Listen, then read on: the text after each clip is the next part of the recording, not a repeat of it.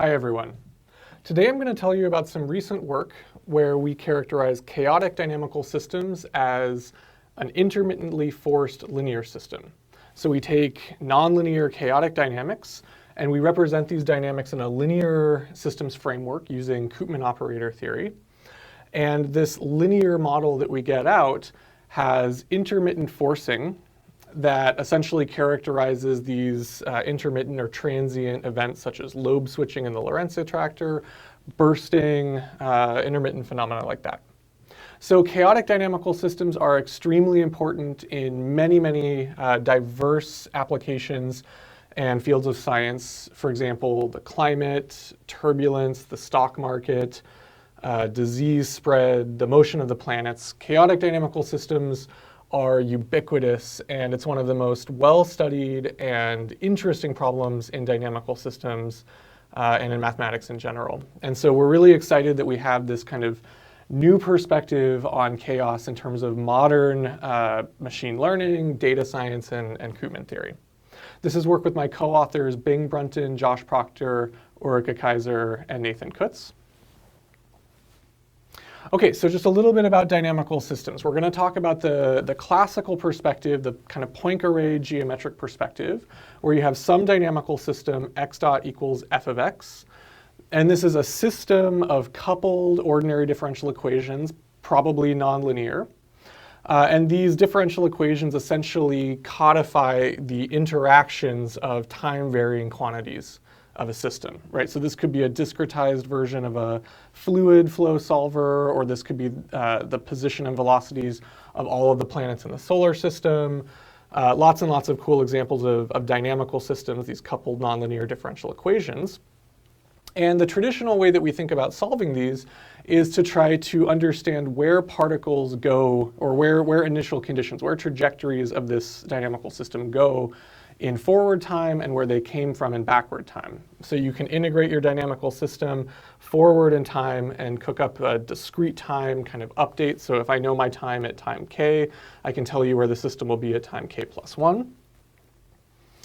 And so for linear systems, we have tons of powerful tools to solve these, right? So if this is really a linear system, x dot equals a matrix times x, then there's lots of powerful techniques for prediction of the future, state estimation from limited sensors, and actual optimal control. So you can control the system if you can represent it as a linear system in lots of circumstances.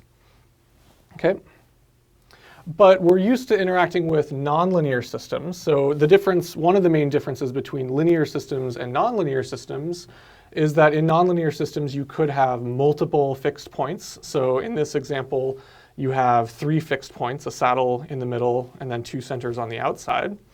And you can also have periodic orbits and all kinds of interesting attracting structures. So as you increase the nonlinearity of your system, you can get more fixed points, periodic orbits, more structure, more geometric structure organizing the trajectories as they go through the system in time.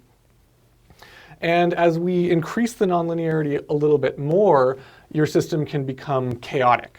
Okay, and so I'll explain a little bit more kind of technically what that means in a minute, but just some simple systems that exhibit chaos. My favorite is the double pendulum, this little blue double pendulum here. It's a simple system that exhibits chaos. So if you start the system at 2 nearly identical initial conditions and you let the double pendulum go, they're going to start out being synchronized. Let's imagine you have 2 double pendulum or tandem double pendulum side by side. You start them with the same initial condition, let them go. They're going to be synchronized for a little bit, but then very rapidly they're going to do completely different kind of swinging acrobatics. Okay? And so that idea is that the dynamics or the trajectories are very sensitive to the initial condition. Even a tiny difference in initial conditions causes the trajectories to diverge exponentially, at least for short times. And in the lower right, we see the Lorenz attractor. This is maybe the most famous and classical system we use to study chaos. And so we're going to use it a lot in this work as a motivating example where we can really dig in and understand what's happening. Okay, so a little bit more about sensitive dependence on initial conditions. This is actually an example I use for my undergraduate math class where we motivate vectorized integration. So here in red, you see this cube of initial conditions centered about a nominal initial condition that gives rise to this white Lorenz attractor, this butterfly attractor. And if I integrate this forward in time, what you see is that very, very rapidly, a few things happen. The trajectories glom onto the attracting surface, and then they start to smear out and get stretched by these nonlinear dynamics. So even though all of these trajectories started out relatively close together, after a short amount of time, they get stretched and folded by these nonlinear dynamics, almost like taffy being pulled and folded, until they eventually smear out across the attractor. Okay? So this is another example of the sensitive dependence of chaotic systems on their initial conditions. But a couple of things that are very important to note, and I think this is going to become a recurring theme in this work, is that chaotic systems are not random. If I put a trajectory down next to a nominal trajectory, I don't get random trajectories. I get structured distributions of my initial uncertainty. So here you see this kind of red smearing of our initial cube. You get a lot of structure and a lot of coherence and a lot of patterns in chaotic systems. So they're not at all random, but they do have this balance of order and structure and this unpredictability or this uncertainty amplification in forward time. Very interesting, interesting field. Okay, so we talked about the geometric view of dynamical systems where you have trajectories and you're looking at how these trajectories are organized and mediated by things like saddle points and periodic orbits and attractors. But a more recent kind of theory of dynamical systems is the Koopman operator perspective. So instead of looking at the dynamics of the state of the system x, maybe x is all of the things about the system I care about, its position, velocity, things like that, what the Koopman operator theory says is that instead of propagating the state directly, we can propagate measurements of the space, of the state. So this function g is a measurement function of our state. It could be sine of x1 or cosine of x2 or x1, x2 squared. It's this infinite dimensional Hilbert space of all possible measurement functions of our state space. And so the idea is that there is this infinite dimensional operator, this Koopman operator k, that takes that measurement function and propagates it forward in time. So if I know my measurement function at time k, that's g of x of k, then if I hit it with the Koopman operator, I advance that measurement forward in time to g of my state at time k plus 1. And so what you're doing here is trading out these nonlinear dynamics on a finite dimensional state for honest-to-goodness linear dynamics, but on an infinite dimensional Hilbert space of measurement functions. So this is not a terribly new idea. This was around, Koopman originated this in 1931, but it's only been recently in the pioneering work of Mezich and Rowley and collaborators where this really has been developed, and I think this is in large part because we have now a data-driven perspective. We have tons of measurements of dynamical systems.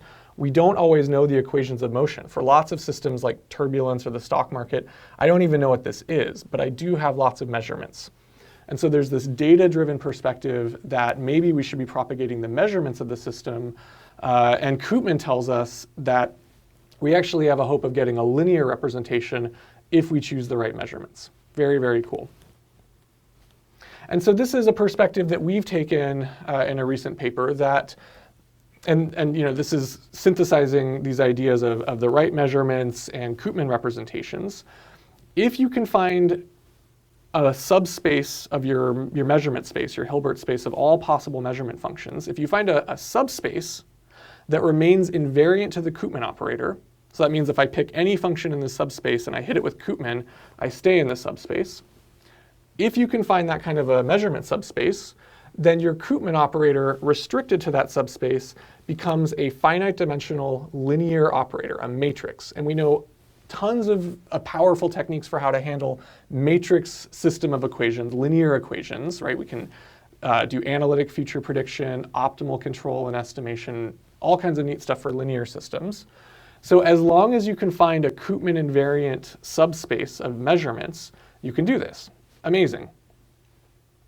It turns out that those measurement subspaces may actually be very, very hard to find. They're related to eigenfunctions of the Koopman operator, and they carry a lot of information. So in some sense, you might think they carry more information than the geometric flow map, that solution of where trajectories go in forward time.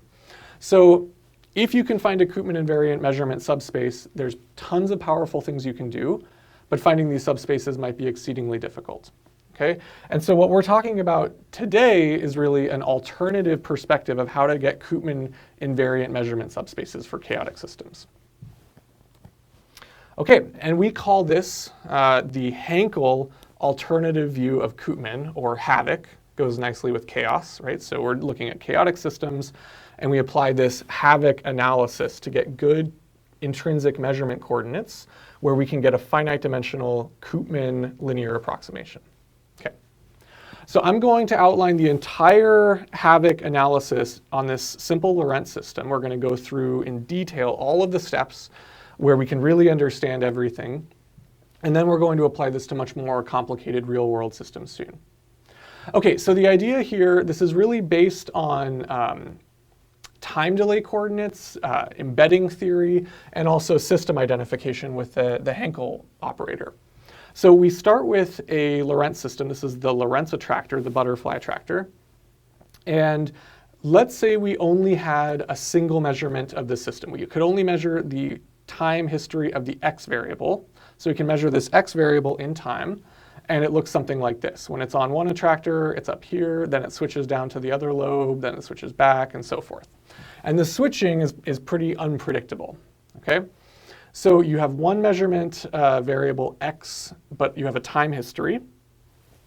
And so what we're going to do is we're going to build up a set of good delay coordinates, time delay coordinates, by building this Hankel matrix. Okay, so I take my time history, x of t1, x of t2, x of t3, time 1, time 2, time 3, and I build up this, this first row of the Hankel matrix. Then I shift my measurement one measurement forward in time, so I start at time 2, time 3, and so on and so forth. That becomes my second row. My third row is another time-shifted version of my measurement, and so on. So this Hankel matrix is built by taking time-shifted copies of the measurement and stacking them up as rows of this Hankel matrix. Kind of a cool idea, not at all new. This has been around for decades. And the idea is if I take a singular value decomposition of this Hankel matrix, I get out these three matrices, U, sigma, and V transpose. And what we have are that the columns of U and the columns of V are ordered hierarchically in terms of their magnitude of the singular value in sigma. And the first column of U and V is the most important eigen-time series that is most self-similar to this measurement time series if you shifted it around. It would be the most correlated with this measurement any way you shift it. Okay? So that's the first column of U and the first column of V. The second column of U and V capture the second most variance in this data in H, and so on and so forth. So what we get is this ordered representation of these delay coordinates in terms of the singular value decomposition of this Hankel matrix. So that's where Hankel comes in. And again, this is not new. People have used this for linear system identification in 1985 in the eigensystem realization algorithm. It has also been used in the climate literature in something called singular spectrum analysis. So these time series, these eigen-time series are used there. And it's been recently generalized by Giannakis and Maida in the nonlinear Laplacian spectral analysis, which is a really cool kind of machine learning take on this classic theory. Okay, so once you have these eigen-time delay coordinates, you can then plot your time history in this new coordinate system. So I take the columns of V, V1, V2, V3, and I plot the time history in those columns, and I get this new embedded attractor. Okay, and so this is really building on Tockin's embedding theorem, and many others have worked on time delay embeddings for dynamical systems and chaos in the decades that have followed. But what we have is that if we get the right measurement, so here x is a good measurement, I think z would have been a bad measurement. If we have the right measurement x, and we build sufficiently many delay coordinates on x, then what you have is an embedded attractor that's diffeomorphic to the original Lorenz attractor, which is pretty amazing. I mean, Hawkins was looking at this in the context of turbulence, and it's a really remarkable result that in chaotic systems as complicated as a turbulent fluid, if you take the right point measurement, a time history of the right point measurement, you might actually be able to reconstruct an attractor that's diffeomorphic to the full high-dimensional system. Very, very cool. Okay, so everything we're showing here is so far pretty classic, right? Measure the system, build a Hankel matrix, take the singular value decomposition, lo and behold, you get a similar attractor. Okay, so this is where the cool Koopman in HAVOK comes in, is let's take our Hankel matrix H, and instead of writing it at x of time 1, time 2, time 3, time 4, let's write this in terms of iterates of the Koopman operator. Okay, so x at time 2 is the same as Koopman of x at time 1. And remember, Koopman acts on all measurements of our state, and so a measurement of x is a measurement of our state, so you can hit that with Koopman. So x at time 2 is Koopman of x of time 1, x at time t3 is Koopman squared. You hit it with Koopman twice, so it steps from time 1 to time 2 to time 3, and so on and so forth. So every entry in my Hankel matrix I can write in terms of the Koopman operator applied multiple times to my initial condition x at time t1.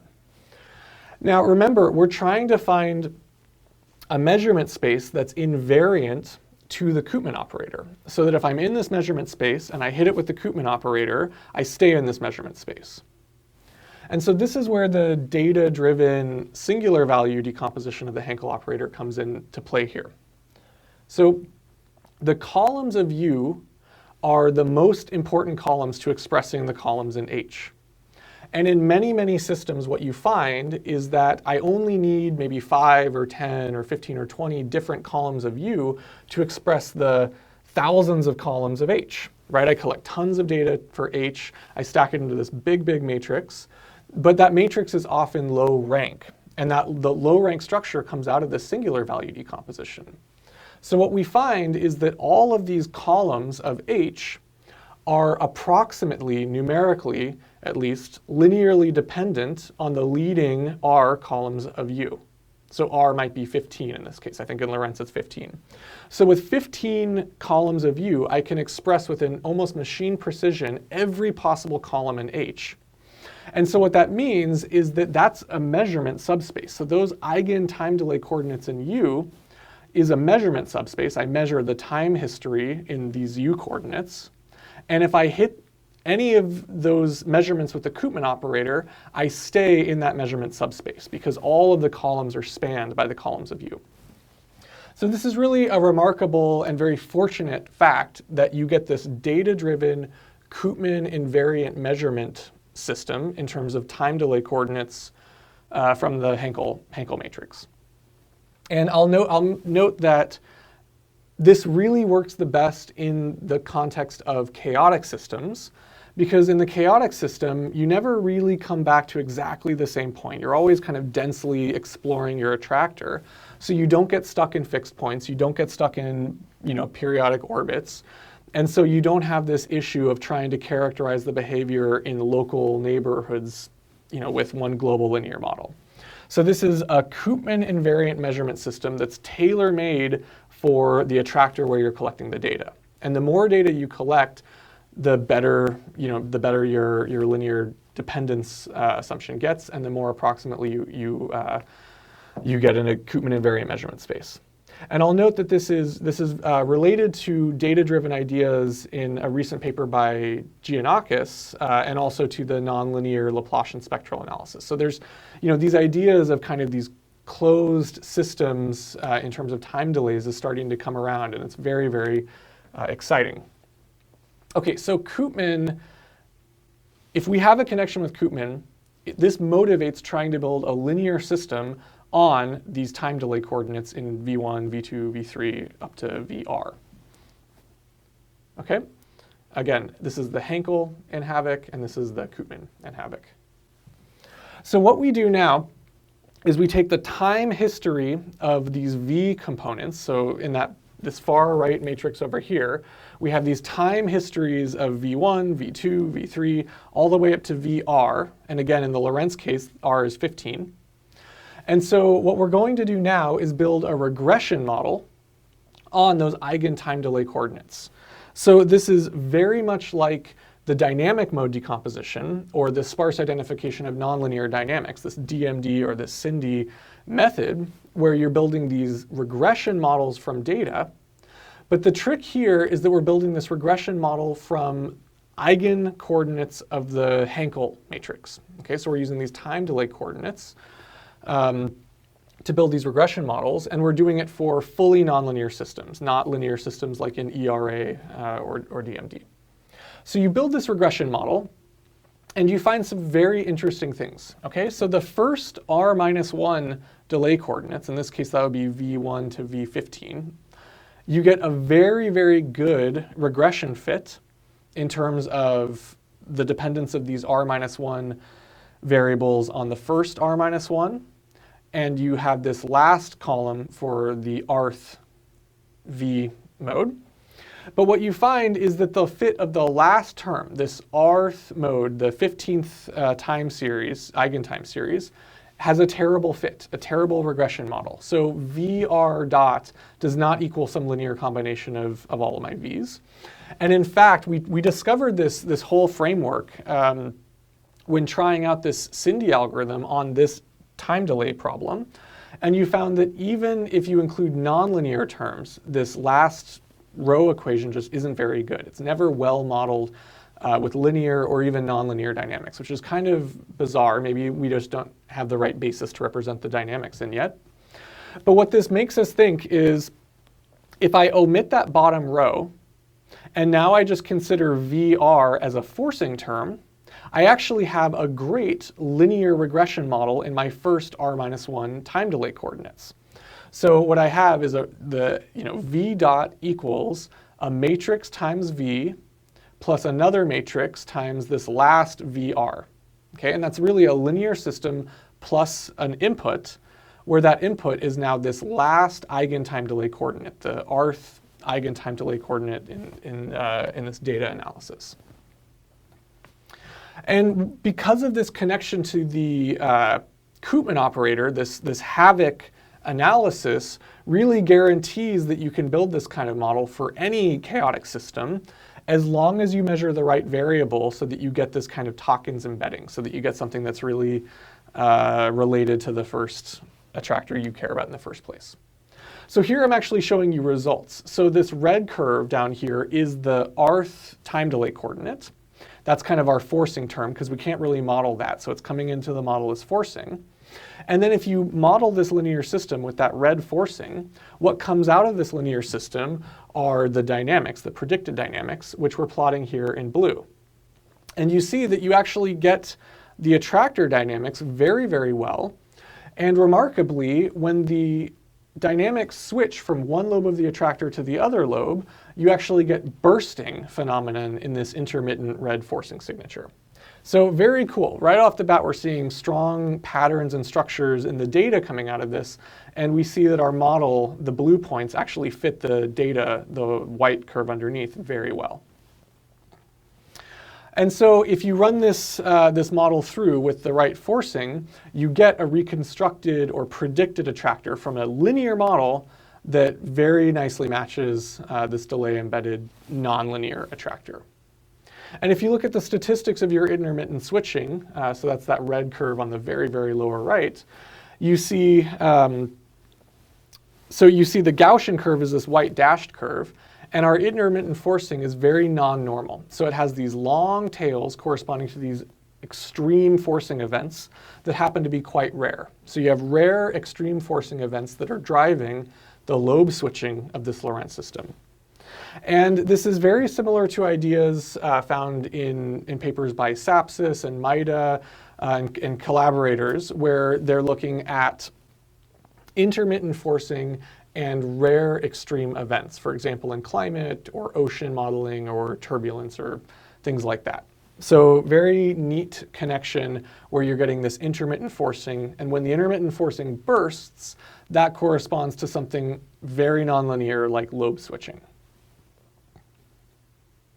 Okay, so you can take all of those pieces of this HAVOK analysis on the Lorenz system. So we have the data, the real system, the time series data, the embedded attractor, and then here's our linear prediction and our forcing, the reconstructed attractor and the forcing statistics.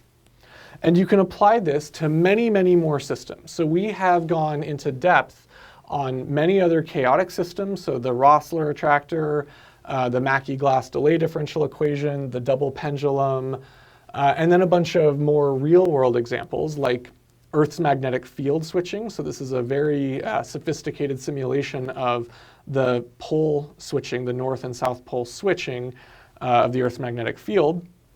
You can look at data from electrocardiogram, so these are heartbeats, or electroencephalogram from a patient that's asleep. And you can also look at data from measles outbreaks. So this is the measles data set from New York City, I believe from 1928 to 1964. So these are real data of real complex systems. And what I love about this HAVOK analysis is that essentially, if you have this data column, you can build a Hankel matrix, you can find the eigen-time-delay coordinates, you get an embedded attractor, and if you run this regression model on these embedded coordinates, you can get a linear model with this forcing, this kind of stochastic or intermittent forcing. And it actually gives you a lot of information about when your system is about to switch or burst, which we're about to see shortly. So we've looked at all of these examples. All of the code is available, so you can play with any of these and really go into depth. And we're going to, again, go a little bit farther into the Lorenz system because this is very intuitive.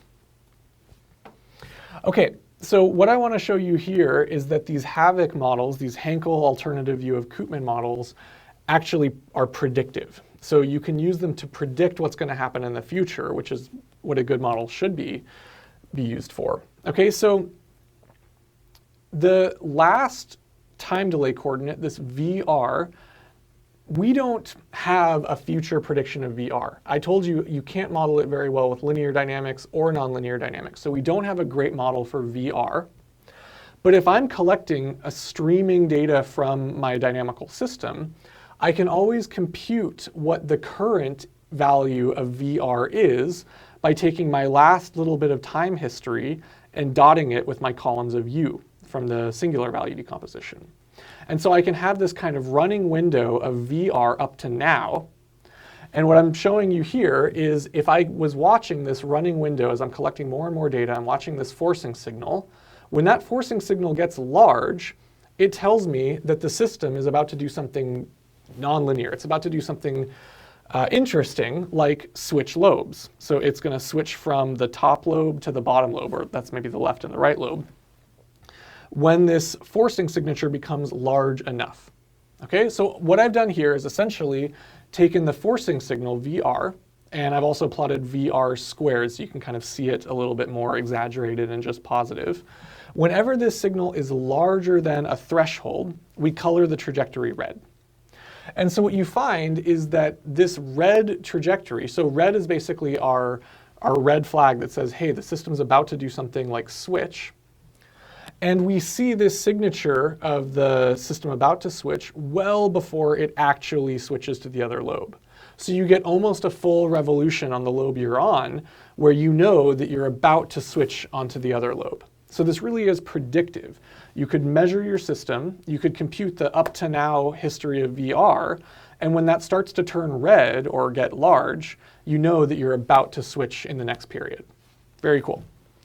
So you can take that color-coded data and you can now plot it on this delay embedded attractor.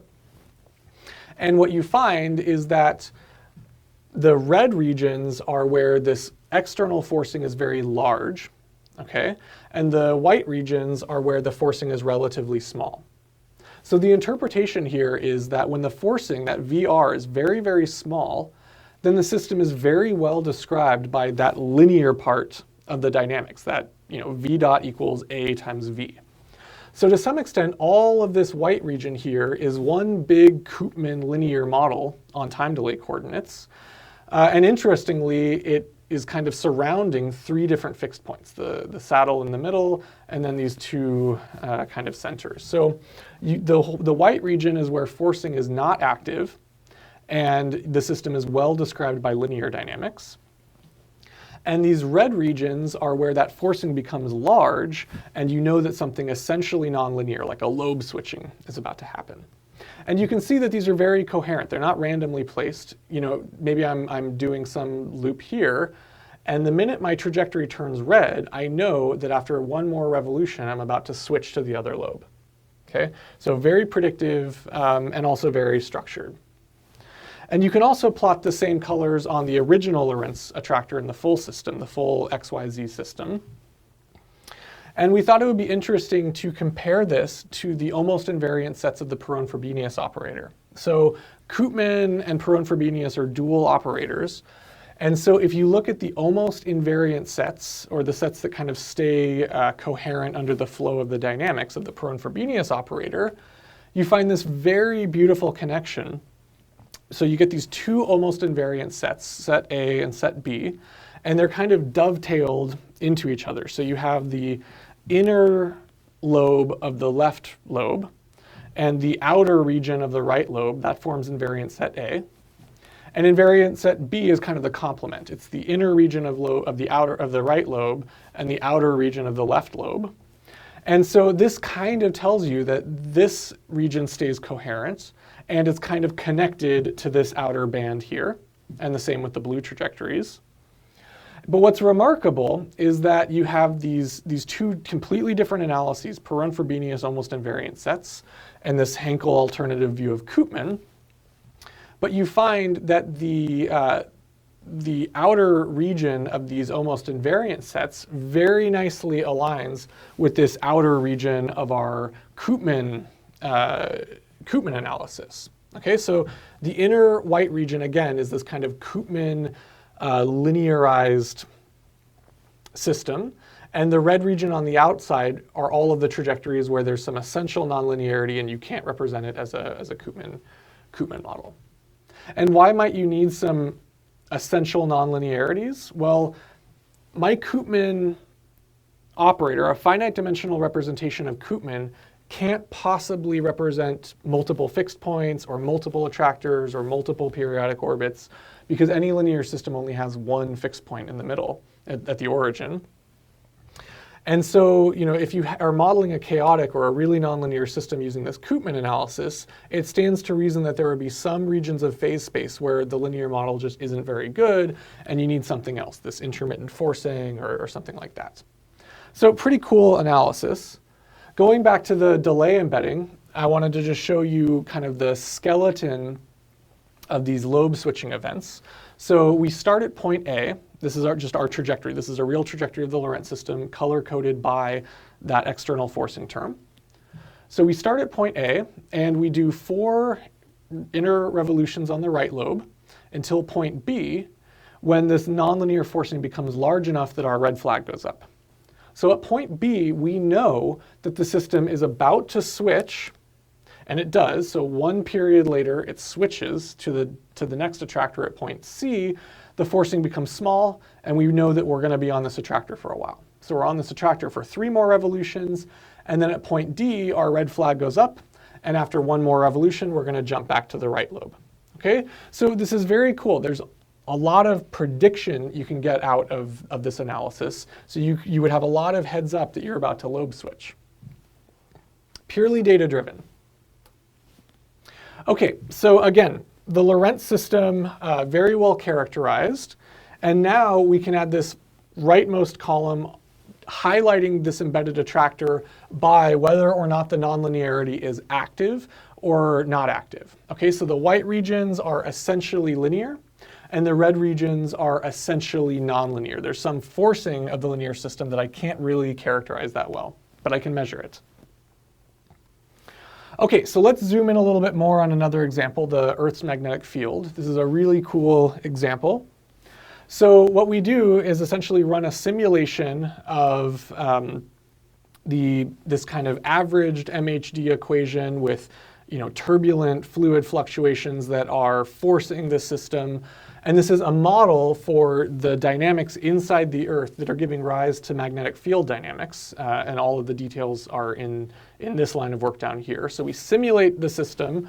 And what we find is that in our embedded attractor, we have two kind of clusters of points that just stay around for a long time, corresponding to the North Pole and the South Pole. And you stay in the North Pole orientation for a long time, and then eventually you switch, the poles flip, and you get this big jump over from North Pole to South Pole. And then it stays in the South Pole for a while, then it jumps back to the North Pole. Very cool. And this has been measured for decades in the actual the Earth's crust, right? The historic magnetic field does this. And this is just a model to partially explain it. So what you have here is a time series of the leading eigen-time-delay coordinate v1. And you see that it basically goes through these big jump periods where it's maybe North Pole is up for a long time, then it jumps down and it's in the bottom, then it jumps up again. And again, I'm plotting the forcing term, this VR and VR squared, and I'm color coding this by the magnitude. So if this thing gets above a certain magnitude, we color it red, and we say, hey, something nonlinear is about to happen. And when you plot those red trajectories, you find that they correspond to the actual switching event. Okay, so this is very cool. When the magnetic field is not doing anything interesting, it's just fluctuating normally, that's these white regions, that's a Koopman linear dynamics. But then right when the system is about to switch, this nonlinear, this forcing term kicks on, and you know that you're about to switch. And so if we zoom into a couple of these events, you actually see, so this thing is fluctuating, fluctuating, fluctuating, and then it switches on to red at this point, and it switches off from red at this point. If I just showed you this white time series without the red coloring, I am not sure anyone would be able to tell that the system is about to switch poles right here. I mean, this is actually inside the expected variance of these fluctuations. But you see these signatures in the forcing clear as day. If you measure the system, you build these eigen-time-delay coordinates, and you look at the forcing one, you get this signature clear as day that the Earth's magnetic field is about to switch. Very neat. You can apply similar analysis to this historic measles data. And so measles outbreaks is a very well-studied system, and it's also been well-studied in terms of time delay coordinates. So there's this classic paper by Sugihara and May in 1990. And so basically, if you take this measles data and you plot it in these eigen-time-delay coordinates, you find that the steady state where there's not much measles is this kind of white origin region here. And then every historic measles outbreak corresponds to this bursting loop that goes out and then comes back. And the bigger the loop, the worse the measles outbreak, the more people had measles.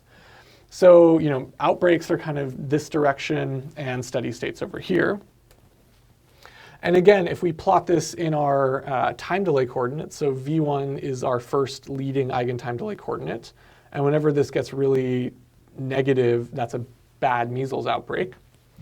And again, you can see that when you have big measles outbreaks, you tend to have big forcing. Okay, so the biggest measles outbreak on this recorded time series is the biggest nonlinear forcing event. And if you look at the white region up here, you'll actually see that there were a couple of little dips that could have been false, little false positives that would have said, hey, maybe there's a measles outbreak. But this algorithm doesn't get tricked. It waits until there really is this big forcing that is going to precede a real measles outbreak, and that's when it turns on and turns red. And if I zoomed in here, you would see that this forcing, even the first few moments of that forcing, are much larger than the other red events. And so you might even be able to predict that this is going to be a particularly bad measles outbreak. Okay, so very powerful analysis. You can apply this to real data very, very simply. And I'll just reiterate that all of the code is available. This is getting cropped a little, but it's all available. You can download this and try it yourself at faculty.washington.edu/sbrunton/havok.zip. Okay, so you can try all of these examples. Okay, so that's the main bulk of the method, but there's some extra things I just can't help but tell you because they're so cool. Okay, so I want to dive a little bit more into this HAVOK model and the structure of this HAVOK model on the Lorenz system. And so the history of how we discovered these models. So this is actually the HAVOK model for the Lorenz system. This is color-coded by the magnitude and sign of the entries of the linear dynamics and the forcing term. And right off the bat, you'll notice that it has a beautiful structure. It's right off diagonal, anti-symmetric. It gets stronger and stronger and stronger. Beautiful structure. This was originally discovered when we applied the sparse identification of nonlinear dynamics algorithm to these time delay coordinates. And we found that the most parsimonious model, even if you allow for nonlinear terms in the dynamics, is this beautiful linear structure. Okay, so very profound. And this got us thinking that there's probably a connection with Koopman because you're getting a linear model, and then it was all history from there. But I want to go into this a little more. So some very cool things about this linear HAVOK model is that it's sparse, right? Most of the entries are 0. It's anti-symmetric, so if it's negative down here, it's positive up here. And it also switches signs in a very interesting way. So it's blue, blue, blue, blue. That means positive 4 entries, negative. Positive 3 entries, negative. Positive 2 entries, negative, positive 1 entry. So you get this cool structure of 4, 3, 2, 1 between each of the switching of the negative. Don't really understand why this would be true, but it is. And then if you actually look at the coefficients of these, you find that they're very, very nearly integer multiples of 5. So these might be like 4.9, negative 4.9, 9.9, negative 9.9, 15.1, very close to multiples of 5, which is very cool. Okay, so the idea here is that you can take a sliding window of your time series, and this sliding window is much larger, just so that you can actually see it. It would actually be a very, very narrow time window that you're actually measuring. You measure that time window, you convolve with your eigenmodes in this U matrix from the singular value decomposition. That gives you your initial condition for V, and it also gives you your forcing for VR. And you can use this as you slide your window forward to predict your system or to see when this forcing is large. And what's interesting here is that these eigen-time histories that are most useful to get these V1 through VR tend to be polynomials. For all of the examples we've looked at almost, what you find is that the first time delay mode is a constant. The next one is linear. The next one is a parabola, then cubic, quartic, quintic, and so on and so forth. So this thing really is like a polynomial basis for your time history that we're using to get a Koopman invariant measurement space, which is really cool. And I'm not sure if you can see it here, but in red, that's our 15th time delay coordinate that we're using to get our forcing. So you take this little teeny time window that's sliding, you convolve it with this basis, and that gives you the mixture of V1 through VR that's active in your system right now. And if VR gets really active, that means, hey, we're probably about to switch lobes. Okay? So very interesting that this structure, this linear structure, is able to capture both of the inner regions of the lobes of the Lorenz system. And like I said, you have this very interesting structure where these are nearly integer multiples of 5. And so this is just kind of a fun experiment. I decided to cook up a system in MATLAB where I manually make the system have the same rough structure, but I enforce that it is really an integer coefficient model. So the coefficients on the lower diagonal, 5, 10, 15, 20, minus 25, 30, 35, 40, minus 45, and so on and so forth. So this is kind of inspired by Lorenz, but this is a neighboring system with integer coefficients. And if I take the V15 time series from the real Lorenz and I run it through this integer coefficient model, these are the dynamics I get. So white are the true Lorenz dynamics, and red are the prediction from this integer model forced with the right statistics, with the right forcing input. And this is really remarkable. I can't explain this, but it's very, very fascinating that there is a system, a neighboring system that almost shadows this Lorenz system. It has real integer coefficients, highly structured, and it captures the essential dynamics of Lorenz very, very well. Now, this is just remarkably cool. I'm not sure how this connects to Koopman or Lorenz or chaos, but I wanted to show you because it's just very neat. Okay, so that is kind of the overview of this Hankel alternative view of Koopman, this HAVOK analysis to look at chaotic systems. And this fits into the broader framework we're developing to go from data to dynamics, right? So oftentimes we don't have the dynamical system for systems we're interested in, but we have tons of data. And so the pipeline is you need to measure the right things to get the right data. You need to have the right representation so that you can represent those measurements in a dynamical system, either linear or nonlinear. And then we use relatively straightforward regression techniques from machine learning to actually get the models from the data. And so what I'm showing you today in terms of this HAVOK model is that if you measure the right measurement so that you get Tokens embedding, so that you can get an embedded attractor, then the right representation for these chaotic systems, at least, appears to be eigen-time-delay coordinates, or these columns of the U matrix from the SVD. Those give you a Koopman invariant basis to represent your dynamics in an honest-to-goodness linear framework that you can get with regression. And the caveat here is that this is still a very complicated, chaotic, nonlinear system. And so there are regions where this forcing still is necessarily active. But fortunately, those actually correspond to very interesting regions of phase space where you're about to have lobe switching or bursting in the case of measles outbreaks and things like that. So very interpretable and very easy to go from data to these dynamic representations that you can use for prediction. Again, all of the code available on my website. And thank you very much for your attention.